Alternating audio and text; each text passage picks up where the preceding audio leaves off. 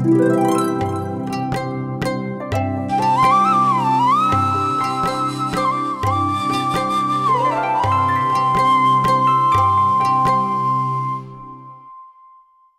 আবার কুসুমে দেখতে যাস? এর মধ্যে ওই দিনের কথা সব ভুলে গেলি? বুলুম কি লেগে?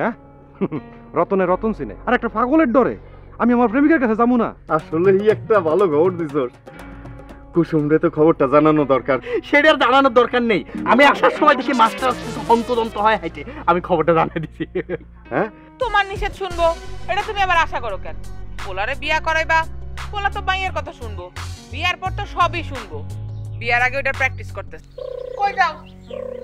না কোনো জায়গা যাই না, একটু হাঁটাহাঁটি করতেছি। তোমার না পায়ে ব্যথা, তুমি না কইলে হাঁটতে পারতেছো না? হ্যাঁ, পা ব্যথা মানে পা তো একদম জ্যাম লাগছে, তাই ভাবতেছি যে একটু হাঁটাহাঁটি করি আর কি। আচ্ছা, এই বাড়ির মধ্যে হাঁটবা, এর বাইরে কিন্তু যাইবা না।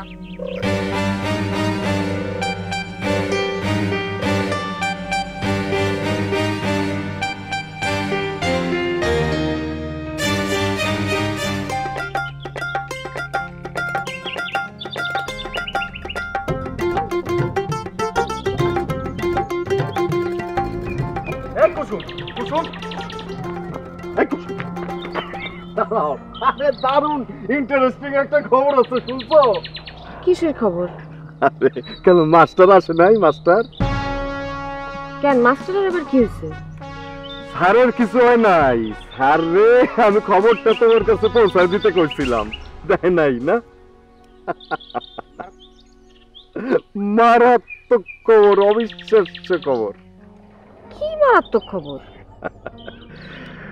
তোমার সাথে যে বিয়ার কথাবার্তা চলতেছে, যে পোলাটা, এই পোলাটা তো পাগল, চৈতা পাগল। চৈত্র বৈশাখ মাসে কাপড় ছাড়া উলঙ্গ ঘুরে বেড়ায়। কি বললেন? পাগল পাগল উন্মাদ ম্যাড।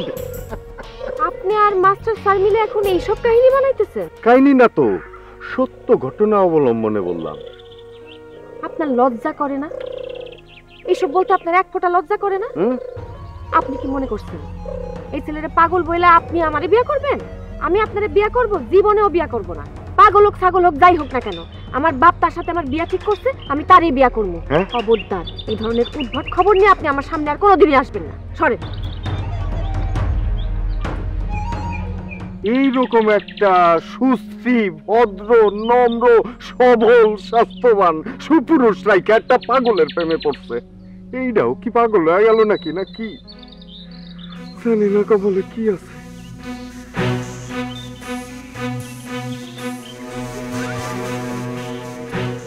ধরেন, আরে বোতামটা লাগাই লন। আরে লাগে না তো। এখন আবার কই যাইবেন? একটু উত্তরপাড়া যাইতে হইব। আমি শুনলাম আপনি নাকি পোলার জন্য মায়ের বাপের কাছে যৌতুক চাইছেন। তোমারে কেডা কইলো? কথাটা আমার কানে আসছে, কথাটা সত্য কিনা বলেন। শোনো, সোলেমান আমার একমাত্র পোলা। ওর কথা গ্রামে বাইরে জিজ্ঞেস করে, আর ওর তো একটা মান সম্মান আছে, ওর তো ইজ্জত রাখতে হইব। আমি শুনলাম মেয়ের বাপের বাড়ির অবস্থা তেমন একটা ভালো না। যৌতুকের কথা শুনে যদি তারা আবার পিছাইয়া যায়, তাহলে তো আমার পোলাটার বিয়েই হইব না। তাছাড়া আমার পোলার মাথায় যে একটু সমস্যা আছে, এইটা যদি তারা জানতে পারে। এই সমস্যা ছিল, এখন তো নাই। এখন তো আল্লাহর রহমতে ভালো, তাই না? এখন তো ভালো মাশাআল্লাহ, কিন্তু এই এত কথা কাউকে না। আরে পোলার মাথায় সমস্যা আছে বলে তো আমি ওই তাঁতির বংশে গেছি, না হলে কি আমি ওই বংশে যাই? বেশি কথা কইবা না, গেলাম আমি। মিজাজ কত